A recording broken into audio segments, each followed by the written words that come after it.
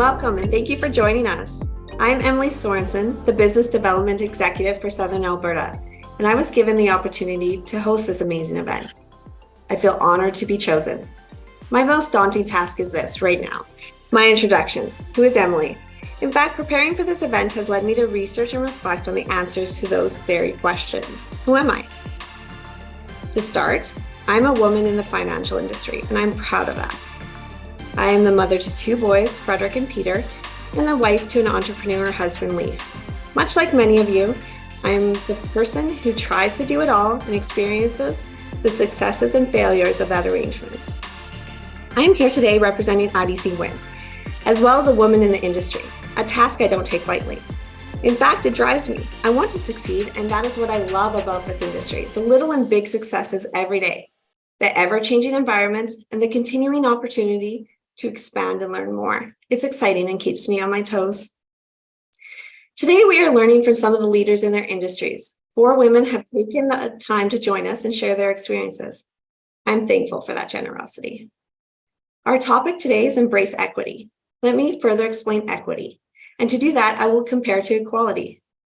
Equality is when a group is given the same resources or opportunities.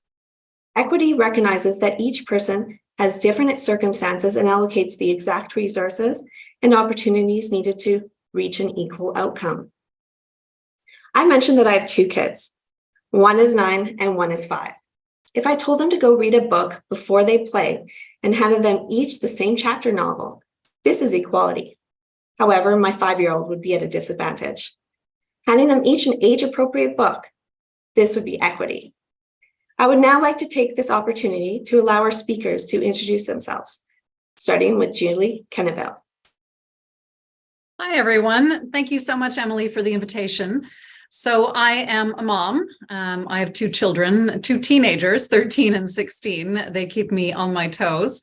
I started off my career in journalism. I did television, radio, and then print media, and then moved on to politics and government. I served as Associate Chief of Staff to our health minister before taking on a civil servant job, actually, at the McGill University Health Centre.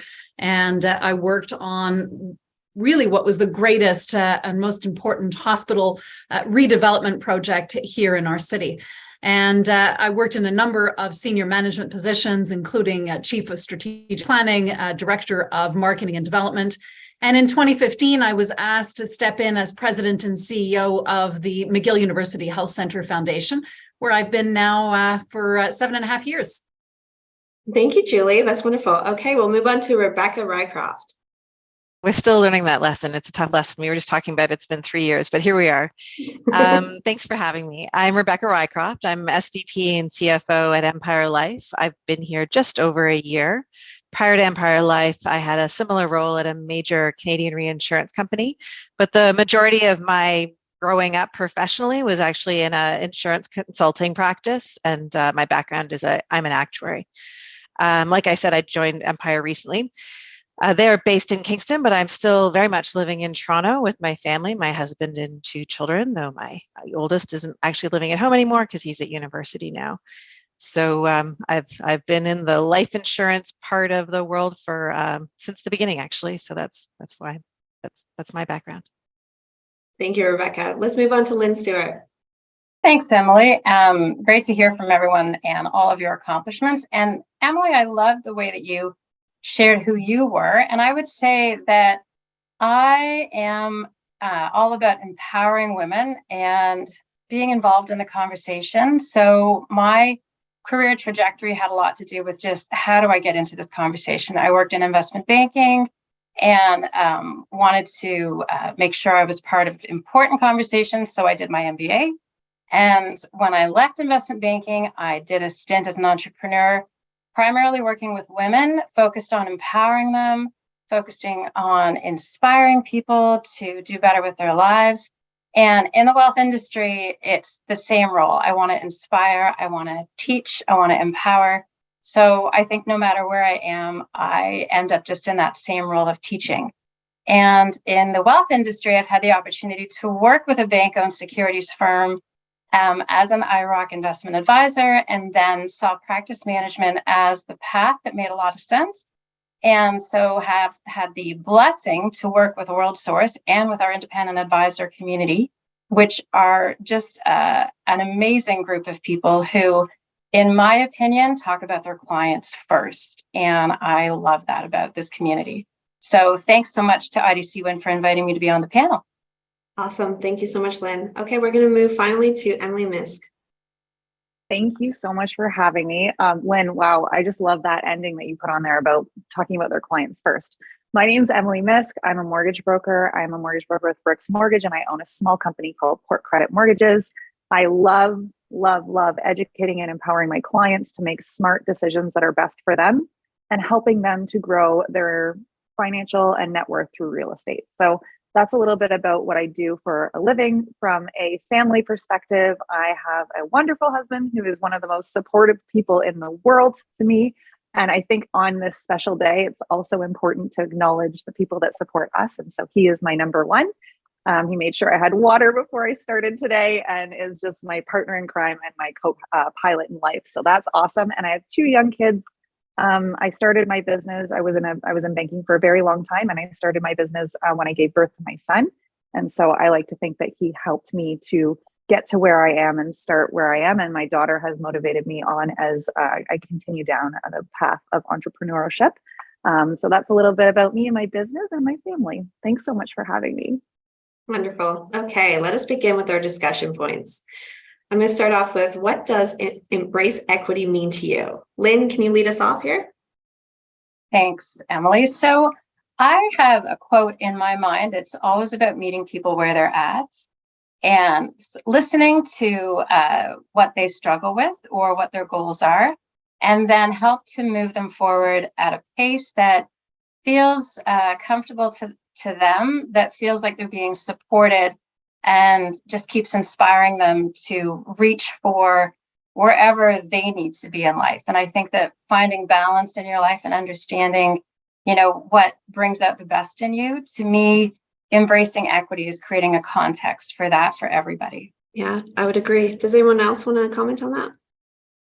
Well, for me as a manager, embracing equity means that I really work at creating development plans for each and every staff that are individualized. You can't have a chart and say each member at this level needs to go through this kind of development and so on and so forth, because they're all coming, to the example of your children and the reading, they're all coming with a different background. Even though they may have the same education, the same diploma, they don't necessarily come with the same knowledge and experience.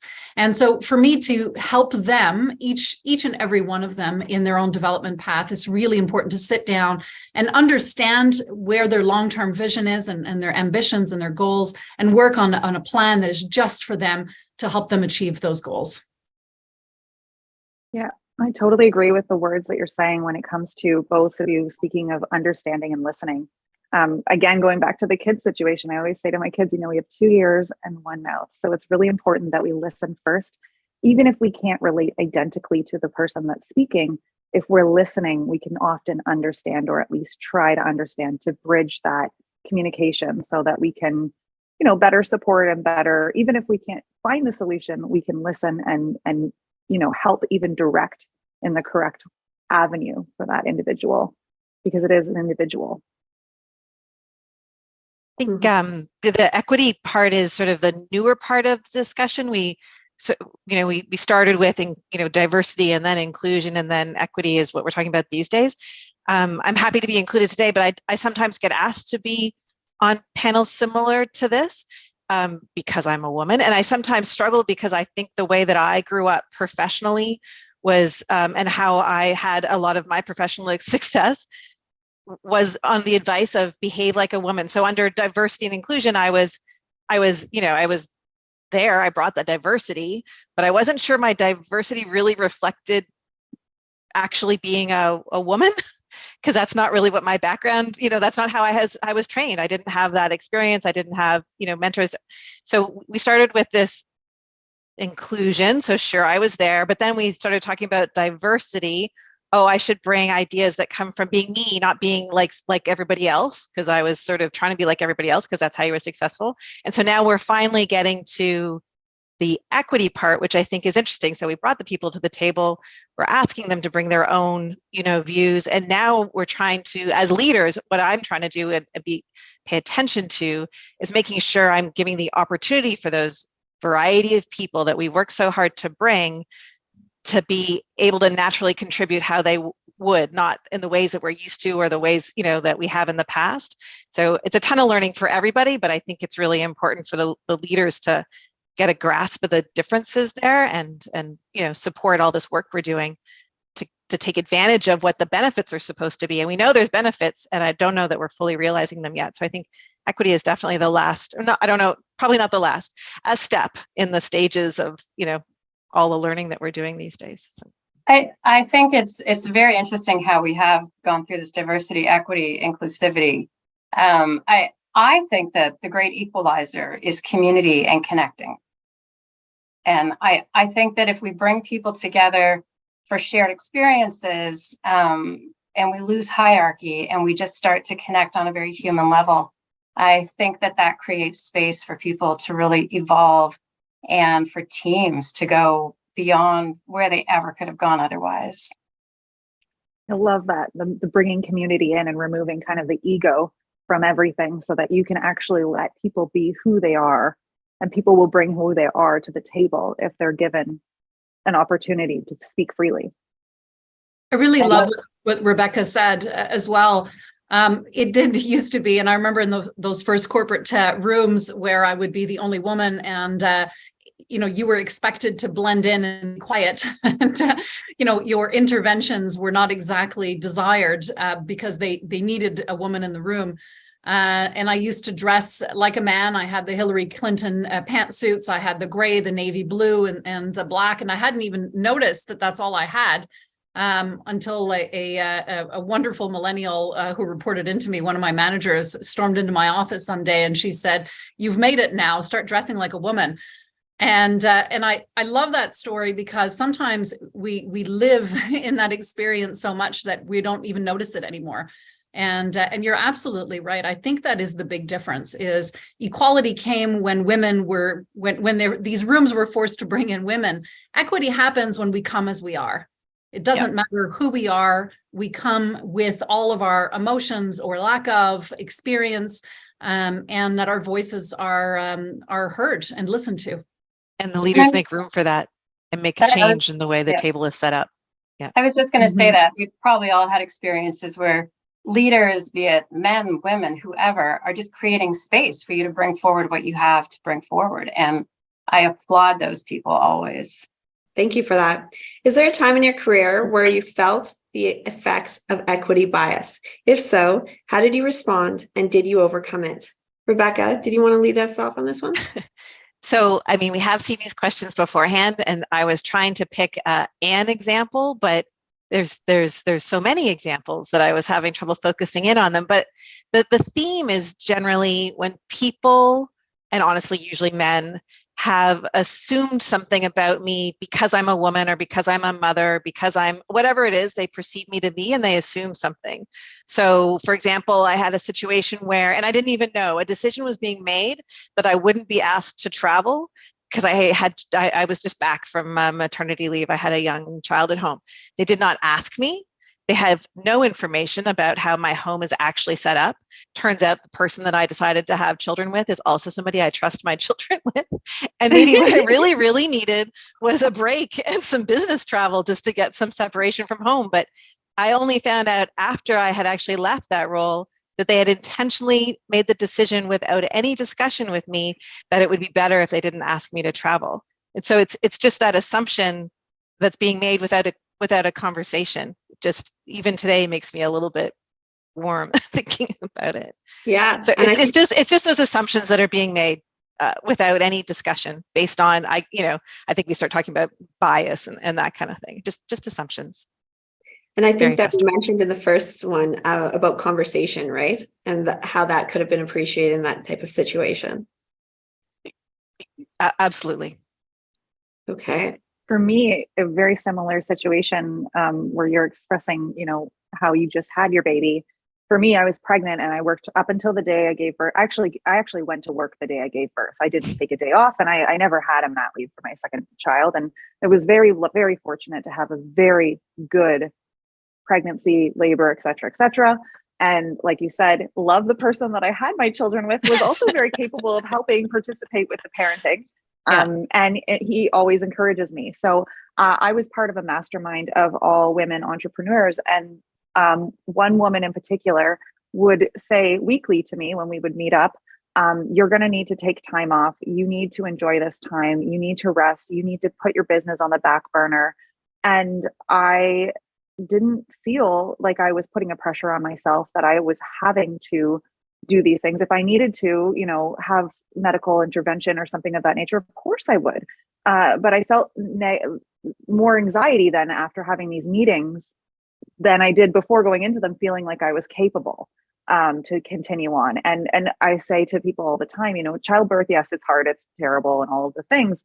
But a lot of the time, the baby does just sleep in a bassinet for quite a while afterwards. I would say that's the easier time until they're not moving. And then once they start to move, then you have to kind of, but I was like, I can do this. And sometimes it doesn't come from, the opposite sex. Sometimes it comes from our own people that are there to actually support us and encourage us.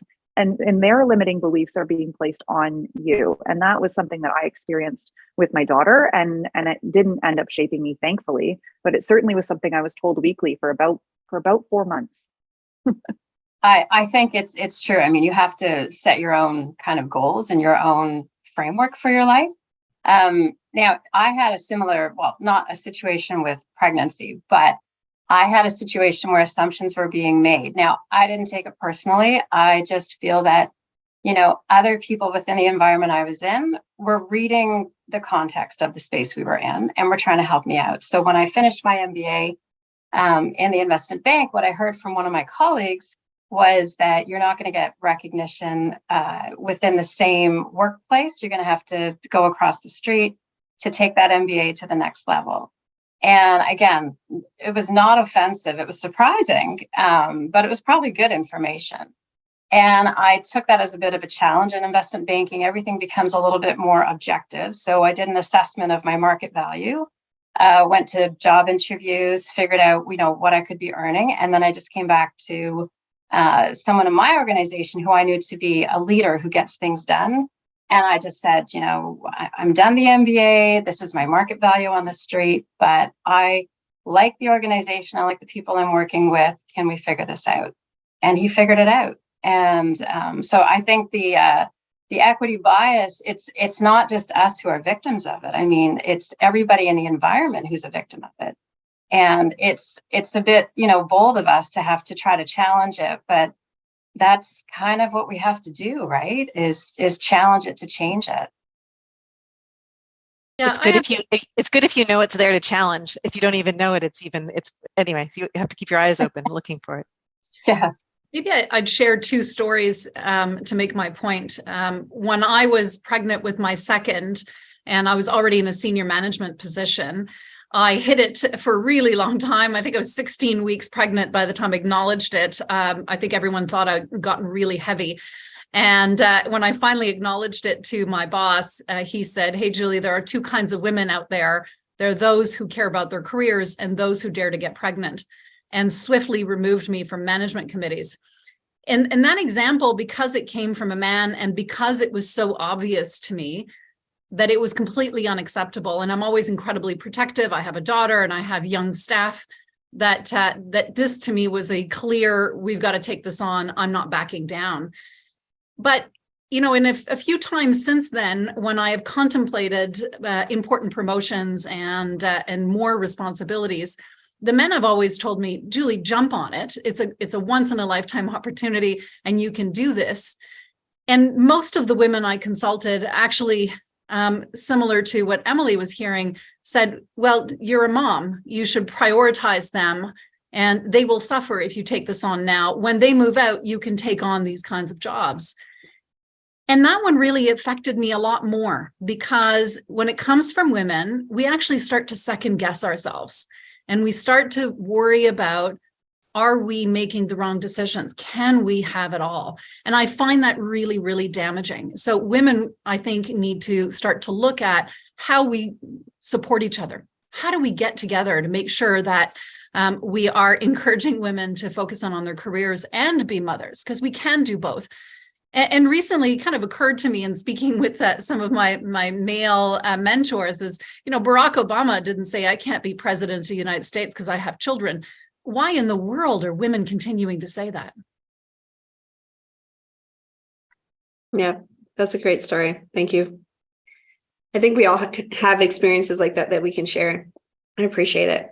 Equity means creating. Can I give you one more? Sorry, Oh, on that vein, she just talked about Barack and children. Yeah. So when you have a job and you have a bio and you put a bio together, and then I've changed roles recently, so I've had to freshen up my bio a couple times. And somebody asked me, "Oh, well, you mentioned that you have 2 children," and I was like, "But I just reviewed all the bios of the other, men in that same team that I have, and it says nothing about where they live. It says nothing about how many children they have or don't have. So why do I need to add that as information? Like either, all of us or some of us, but it's just funny that because you're a woman, they want to know if you have the children or not. Like even in this introduction, I'm really careful, and maybe this is, and this is my sort of historic training. I'm really careful to even talk about having children or my children, but what I think our goal is that I can, and that, it's part of what I do, but it's my natural tendency is to not talk about any of those things that identify me as a woman. I for the obvious. As I listen to this too, I think back to one of the workplaces that I was in, and we had, women who were having small children, and if the child was sick, they, most of the time had to stay home with the child, which used up their sick days very quickly. And the men in the group were kind of penalizing the women for having to stay home with their child. I think at the end of the day, if you can, talk more about the support that you have around your goals and the things that are going to come up, because things are going to come up for men and women. It's the support that an organization or that you can put into your personal life, that's going to make everything realizable. And I think that's it's very easy for an organization to do that. We just slipped in a few extra personal days for those women, and that made all the difference to them in the world. So support systems, I'd rather talk about those than how many children you have or your goals that you have, or if you're like in school at night and working all day, because with support, you can do so much. And I like to talk about support for caregivers these days rather than mothers specifically, because it depends on age and stage, right? Like at the moment, my caregiver responsibilities are to most days, like it's not daily anymore. The children are big enough they can walk and talk and do those things. But then there will be a point, I imagine, and potentially, when it's your parents that you're caregiving for and then need that support. But and then again, it's not necessarily women anymore, right? The caregiving is a more generic.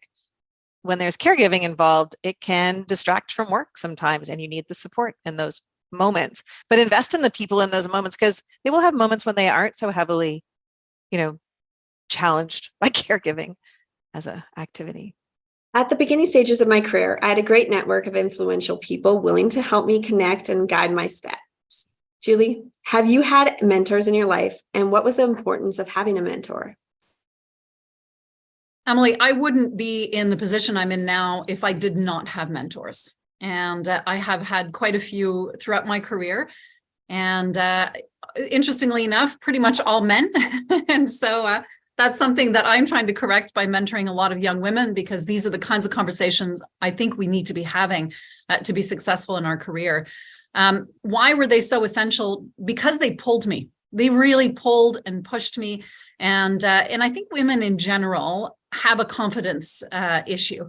We only apply on jobs when we check off, 23 out of 25 of the boxes. We always kind of second guess ourselves. We always feel somewhat, 10 steps behind. That is a typical female trait. And I don't like to give female traits, but we have to recognize that, because it takes a lot of pushing. And I'll, give you a great example of one of my favorite mentors who was in politics, and he's the one who'd come to get me when I was in journalism. And it was one of our first major public events together. And I'd never given a speech before. I'd done television as a journalist. But in the middle of a major event with a couple of hundred people, he said, "Oh, and Julie wants to say something to you." And he tossed me the microphone from across the room.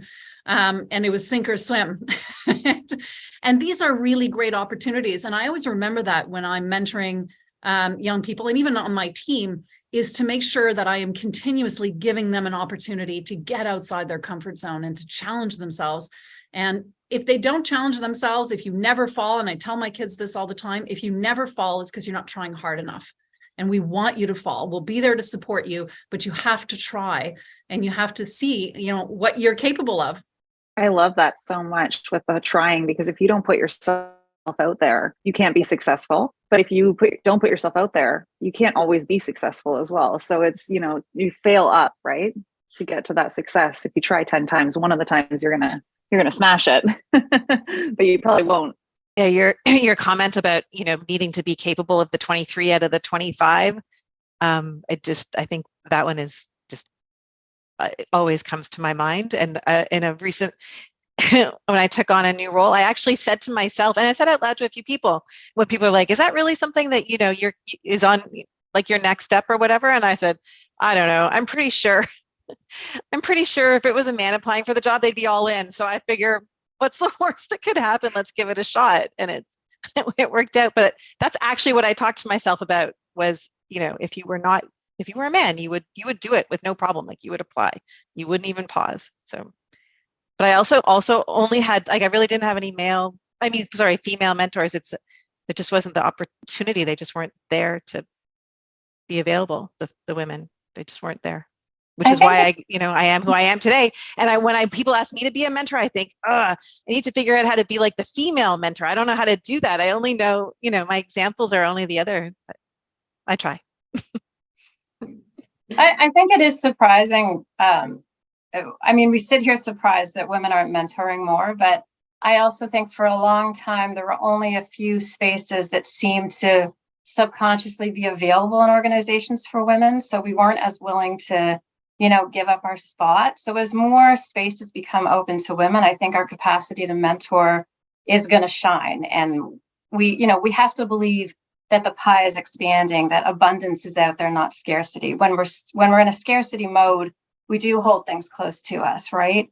So our ability to, reflect abundance out there into our economy is a huge part of economic growth. And our ability to just bring the mindset of abundance to everything that we do is going to benefit everybody, including ourselves and the people coming up behind us.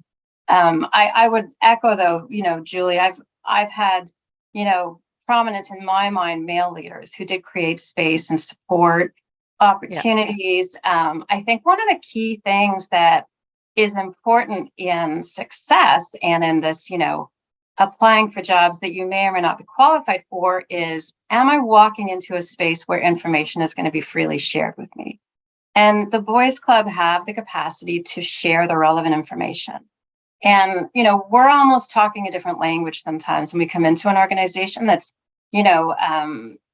mostly men at the leadership level. It just takes a minute to kind of get into the feed of information. And without that information, you won't be successful, even if you have 25 of the 25 characteristics. So I think that, I think anything that's a limitation that we're putting ourselves in, I don't think it's on us. I think it's on the context of, the spaces that we're in. And it's just going to take leaps of faith to help us move forward on so many levels. Yeah, I totally agree with that. And when you say the mindset of abundance, it just hits home so hard. I'm in a very competitive, industry with sales, and we have a totally different mindset in our brokerage of collaboration over competition and sharing ideas. And I was very fortunate for about 5 years to have a very, very predominantly strong woman as a mentor in my start of my career, who was also a mother. And she basically always said that you can kind of do everything. It just might not be all at the exact same time. And one of the most beautiful things that she would do when I would speak with her would be to ask me questions versus direct me with tunnels. So if I said a problem or I said what I was working through or I had an idea, she never said no, And she also never said yes. She would say, tell me more. Tell me more. And almost by asking the question, I would work through the path on my own. And then she would say, sounds like you've got it figured out, kind of something like that. Another thing that she often says, and I've taken every day, is that when you have a light in a room, and a candle is a beautiful thing to think about, having one candle lit does not take away the light from another candle. So you can have 100 candles in a room and it's just going to be a more beautiful room. You do not have to diminish anyone's light for you to shine on. So that is something that she emulates every day. And I have moved on to a different organization, and she still, is that person that emulates beautiful light. And I think that's really important in this, industry, in all industries really, but in this industry that I'm in, that's very competitive, also very male dominated as well. To see someone else thriving and survive, do show you the view, Yeah. Yeah. And I what I'm reflecting on is this idea of the language of leadership. And one of my friends, her husband has this word that he uses, and I'm like, oh my gosh, this is my favorite word. Interesting. So you say something and he doesn't have a judgment. He doesn't have a no or yes reaction. He's like, interesting. And the conversation and ideas just keep growing. And I'm like, oh my gosh, the language of leadership to me is so critical, and something that I think we can all easily adopt, a new word that just keeps expansion in the conversations that you're having, keeps the ideas growing. I want to come back, if you'll allow me, Emily, to something that Rebecca said that I thought was really important, is on the female mentoring. What does that look like? And I've been reflecting a lot about that, and what I wish someone had asked me at those stages in my career that I am now focusing a lot of time and energy on with the young women that I mentor. And that's asking them how they're doing at home.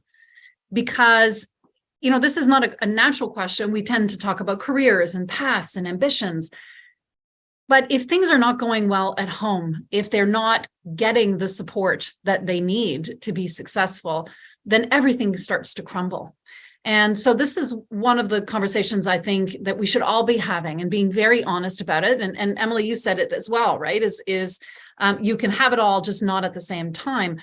But you need a support network. You're not less of a mother because somebody else cooked the healthy meal. You're not less of a wife if you did not clean the house, that somebody else came in and took care of it. It takes a community of support. And a lot of women feel like they are less if they actually start to be dependent on some of this support. But otherwise, you start to crumble. You cannot do everything. Have a really big career, clean your house, pick up the dirty underwear in the house and make dinner for everybody. It's just not physically possible. We have to acknowledge that. I had an experience, actually, it's sort of like unintentional mentoring. I was at a client, I was meeting with one of the more junior people, and we had lunch, and she was telling me, how these young children at home, and she's tired and it's really hard. And I said, I sort of asking that question, how do you do it? And I was like, I do it by putting in people in charge of the parts that, I'm in charge of the, these parts, and there's other people in charge of, these other parts. And I didn't really think of it. She sort of, nodded it along. I ran into her at a conference like 3 years later, and she said to me, like, you changed my life. I went and got a cleaning lady, and so-and-so comes in and cooks like a whatever. And that is it was night and day. And by you saying it to me out loud, let me investigate it. And it was just like a passing conversation for me, but it was such a simple thing that obviously had such a significant impact. And so, obviously so lovely to get that feedback in the future, to know that you actually had an impact. And it's amazing. Like, I look at some of the very successful women in my community and in my world, and they do just that. They have people that support them so they can go out and, be mega successful. There's a finite amount of energy. So decide what you're going to use it on. Love it. Outsource all of the things if you can. Like, I don't enjoy a bunch of things. Why, There's so somebody else probably enjoys it. Yeah. And why do I have to do the things that are like that? Why can't it be like, no?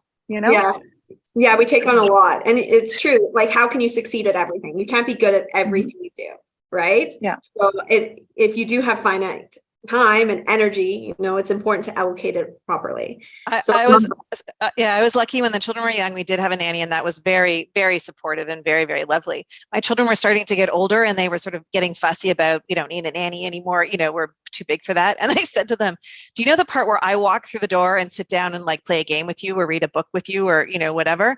That's because she's looked after all that other stuff. So she's here to make sure that that stuff continues so I can do this. So, step back with the complaints about whatever it is, they thought they were too big for. And that was, I think, the first time that hard to say if they actually thought about it that much, but I tried to express that that's what that balance was. That's why she's here, to give support so I can do this part, the fun part.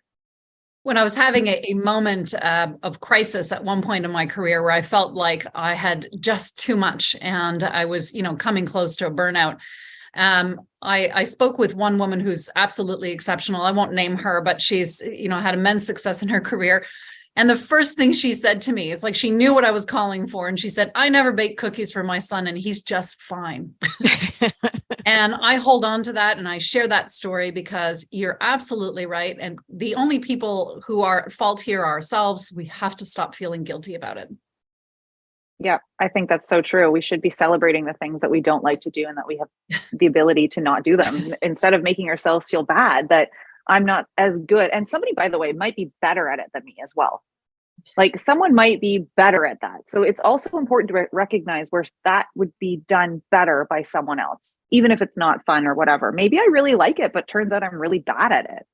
Wouldn't it be better for my cookies to be made by someone that's awesome, that my kid will actually eat them instead of go put them in the garbage at lunch feeling like my mom, she's really dropping the ball on this one, Yeah, that was great. I will say this, Lynn, that was interesting. I actually mean it, though. It was very interesting, that conversation. So a question to everyone, what was the best piece of advice you received and why? For me, I go back to a quote. We talked about this one kind of backstage before, and it's Winston Churchill. And it's, when you're going through hell, keep going. And that's just because for me, you can't stop when it's hard. And sometimes it's hard for different reasons. It could be what is happening at home. It could be because of the industry. It could be because of the market. It could be a great many things. It could be all three things at once. And if it's burning hot, which is what, it's like in hell, you might as well not stick around. You keep going and maybe there'll be some cool water at the end of the hike there. So for me, it's just to keep going and to that consistency of getting up and keep going is really important to me. And it keeps me motivated and it keeps me in that mindset of not stopping when things are hard. Even if you feel like you're failing, just get up and keep going.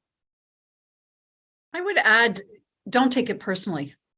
Not everyone's going to like you. Maybe they're having a bad day. And maybe it's just their internal biases and it has nothing to do with you. So the second you separate those comments from reality and just keep moving, it starts to get a lot easier. Yeah, totally. I was thinking about it, and I don't have like a particular line, but I had an experience. So going way back in school, where I had a teacher that I was having all kinds of problems with. I was doing well academically, but I think I may have been a bit chatty and disruptive.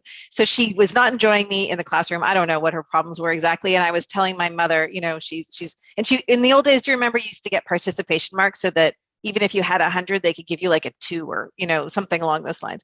And my mother said to me, and it's not the smart part, but she said, you don't need to worry about it. It's just because you're smarter than she is and she's threatened by you. So it's not so much that I go around thinking that I'm smarter than everybody, but then I mostly just have that confidence to know it's whatever they're up to is them, and this is me, and I know what I'm capable of. It sort of set me down the right path, which is sort of similar to what you were just talking about. So I look back at that teacher and I think, it's okay. We just weren't in the same place. Yeah, there was a couple of ideas. I told one of my former bosses, I said, I'm going to be quoting you next week. And he said, oh my gosh, he said, I was making it all up. And I said, well, It stuck. But what I experienced in watching and working with two men early in my career is they didn't create a lot of awkward conflicts in the workplace. So if somebody was late for something, a client, or, when you needed to have a very fruitful constructive conversation with that person, you had to get past the shame or whatever they might have been feeling. So he would quickly disarm the situation by apologizing himself for being late. And then that person would believe that their lateness wasn't even noticed. And then you could get down to the conversation of working. So, and in another situation, this other leader, I mean, we had, some pretty difficult things to navigate, but it never became, a gossipy conversation. It was never a back conversation. It was just managed and then you moved on, but no real conflict or shameful kind of moments happened in the workplace. And anyways, his quote, so I'm saying it's his quote because I don't usually, talk this way, but he said, in the corporate environment, he said, you piss off the people above you, not the people below you, because the people below you are the ones that are doing all the work. And, he was true to that, in that his capacity to mentor and to get a lot out of the people working for him was exceptional and is exceptional even today. And it's because you knew where he was looking, you knew who he was trying to take care of, and it was the people below him. Yeah, that's great. I love that because, no one has success or gets where they are on their own, right? There's always a team or an environment behind them that we should all give a lot more credit to. Mm-hmm. Always. They lift us up. Yeah, they make us all look better, right? Mm-hmm. At one point in your career, you were at a crossroads between two positions, Julie. We all come across situations which require difficult decisions to be made. How do you balance your current chosen career path with unexpected opportunities? I think what I've learned in my career is to take my time and make sure to consult my mentors, consult the people around me to make sure I'm making the right decision. I once made a very rapid decision without consulting anyone. And in fact, my most important mentor at the time was absolutely livid at me for not calling him. So he could have talked me out of it. And I was making the decision for family reasons. I felt bombarded with comments that it was time for me to start a family and it was time for me to stop this, focus on my career and come home. I was traveling back and forth to Parliament in what was my dream job with the most exceptional boss I could ever imagine, who had total faith in me. And they were offering me a major promotion to stay. And I left and I took a job to be able to do what was expected of me. It was come home and work 9 to 5 and clean the house. And I ended up working for one of the most awful human beings on the face of the earth. So I left this incredible organization that adored me for an opportunity that was not. And that was an important lesson. So that's why I mention it. You really have to take your time. Sometimes we're making emotional decisions. They're not rational. And it's the people around us, it's our friends, our mentors, our peers who are there to help us, analyze the situation and make sure that we're making a decision that is good for us, for our careers, for our families, yes. But at the same time, looking at how do we need to set ourselves up for success? Yeah, eliminate the noise, right? And find the right person to speak to that has the right intent behind them, right? It makes me think of the movie 5 Year Engagement, where he went from being a mega chef to making sandwiches for people in Detroit, all for his girlfriend. Yeah. I think with the emotion thing too, if I could just add that,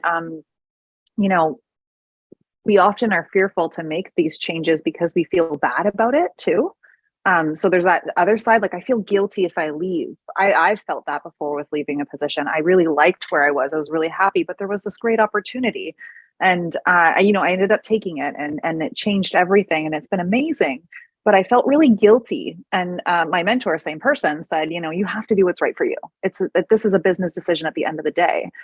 And that's a really challenging thing for me as a woman. I feel guilt. When I feel guilty, I don't want to leave that person. I want to stay with them. Or if I have to make another hard decision, let someone go, for example, I don't want to do it.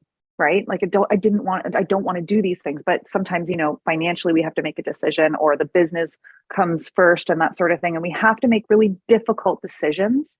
Understanding that sometimes business decisions and we have to do what's right for us and for our company and for our community or whatever the case may be, it might feel hard at the same time, right? So that's a tough one.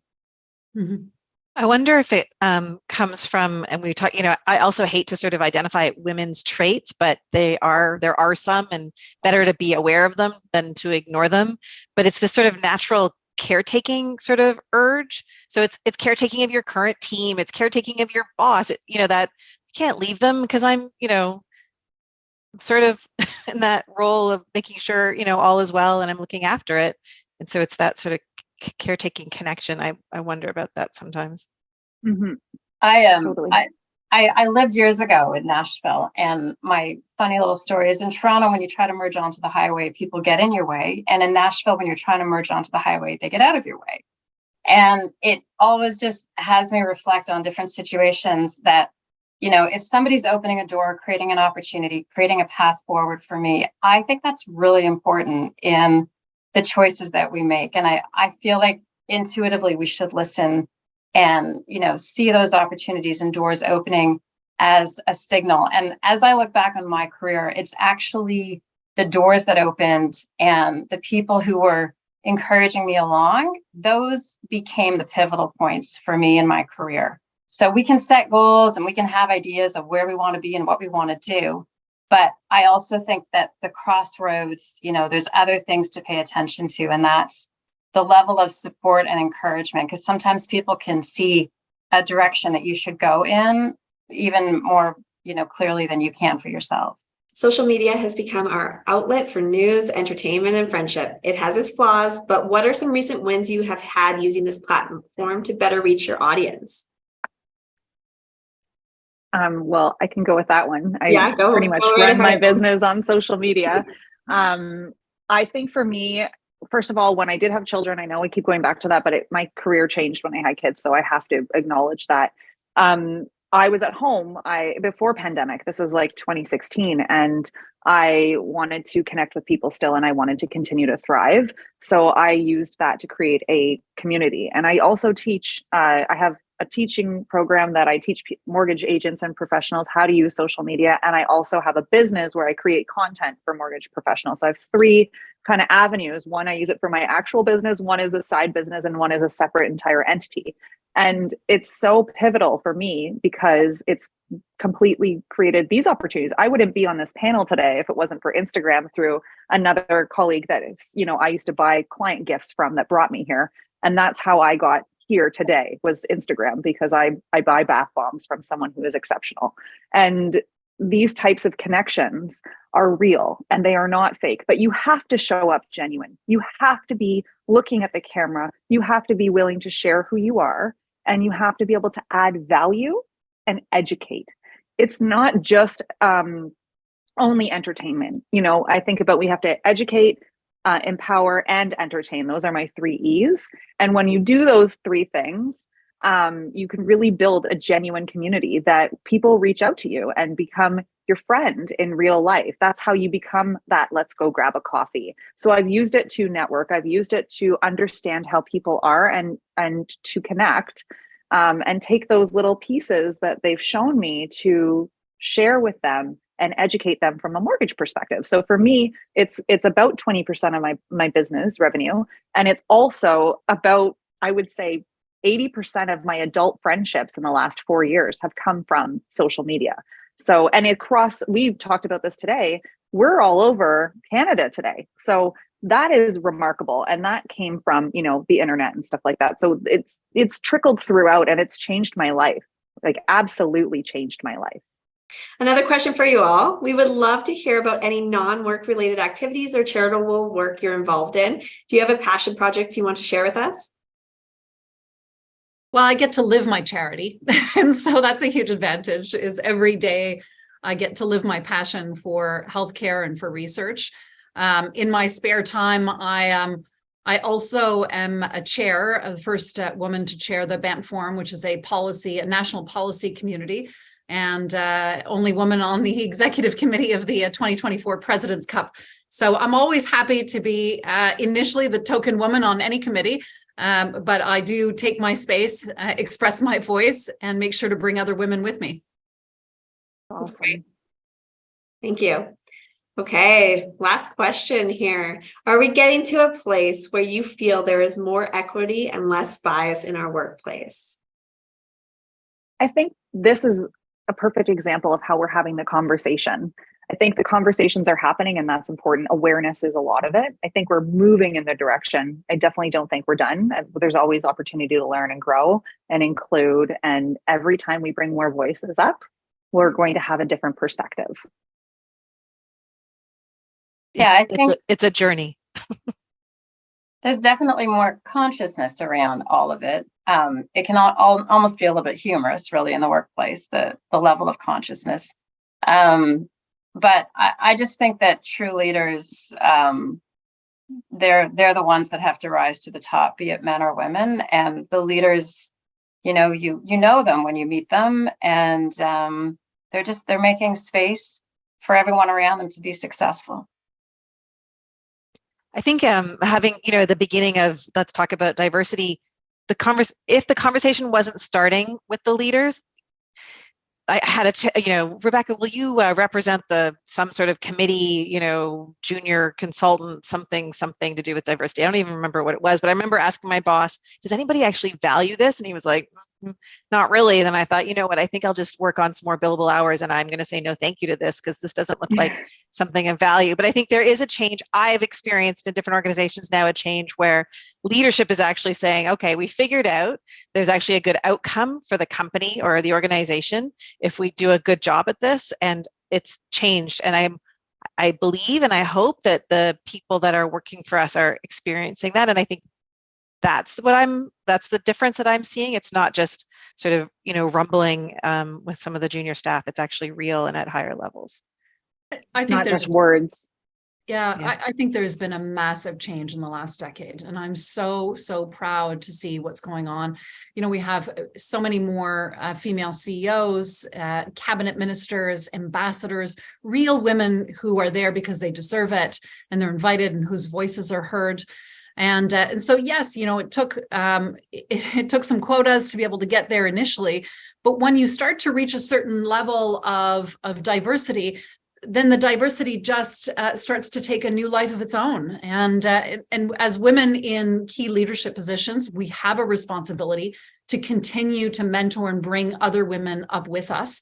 And the more of us there'll be there, there'll be other diversity that we need to focus on, and we need to continue. And I've looked at that in my organization now. It's the first time where I had entered an organization where there were a whole lot more women than men. So I did the opposite. I brought in men in absolutely every team to bring in that balance and that diverse view. So it's really important for us to think about it much more globally now. I think we've finally reached a point where that is not the greatest crisis. We need to continue to find other diversity. I would agree. I think that having the conversation is the first start, right? So this was my first introduction to embrace equity and the concept behind that. In all reality, the equality thing was very important before, and now we're learning the next stages towards a better outcome, hopefully. And will we stop learning along the way? I hope not. I hope we never stand still. I hope we always learn to be better. And I'll take that on personally, and I hope as a group and a society we do it collectively. But the idea behind it is that, these conversations weren't had before, and we're proud that IDC has put this together and encouraged this conversation to be had on a national platform, and we've invited everyone to it. The fact is that this is the beginning stages of, again, going into another era of learning how to be better and how to learn off of each other's experiences. So on that note, I want to thank you guys for coming today. And I want to encourage everyone to continue the conversation and to take something away from this. And thank you for your time, everyone. I appreciate it. Thanks, Emily. Thanks so much for having us. Thanks for the invite.